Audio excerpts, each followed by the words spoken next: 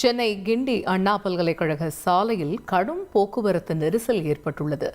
இது பற்றிய விவரங்களை செய்தியாளர் சசிதரன் விவரிக்க கேட்போம். சசிதரன், இந்த போக்குவரத்து நெரிசலுக்கான காரணம் என்ன? தினமும் இந்த நேரத்தில் இப்படிதான் இருக்குமா, இல்லை இன்னைக்கு தான் இப்படி இருக்குதா? அண்ணா பல்கலைக்கழக மாணவி பாலியல் வன்கொடுமை செய்யப்பட்ட விவகாரத்தில் இன்றைய தினம் அதிமுக சார்பில் அண்ணா பல்கலைக்கழகத்தை முற்றுகையிட்டு ஆர்ப்பாட்டத்தில் ஈடுபட அதிமுக மாவட்ட கழக செயலாளர் பாலகங்கா தலைமையில் அதிமுகவினர் கூடினார்கள். இந்நிலையில அங்கு சாலை மறியலில் ஈடுபட்டு அவர்கள் கைது செய்யப்பட்டிருக்கும் நிலையில் ஆளுநர் மாளிகையில் பல்வேறு இடங்களில் இந்த போராட்டமானது நடைபெற்றது.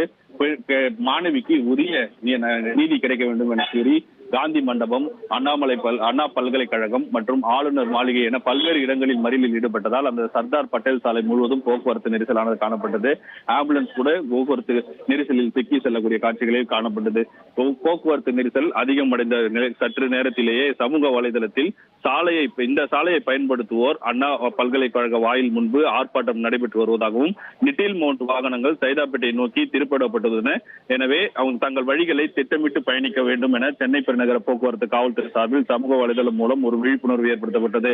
இதற்கு பின்பாக பல்வேறு போக்குவரத்து காவலர்களும் சட்டம் ஒழுங்கு காவலர்கள் அங்கு நியமிக்கப்பட்டு அங்கு உடனே அனைவரையும் கைது செய்து தனியார் திருமண மண்டபத்தில் அடைத்து போக்குவரத்தை தற்போது சீர் செய்திருக்கிறார்கள். இதனால் 2 கிலோமீட்டர் 5 கிலோமீட்டர் வரை என போக்குவரத்து நெரிசல் காணப்பட்டது.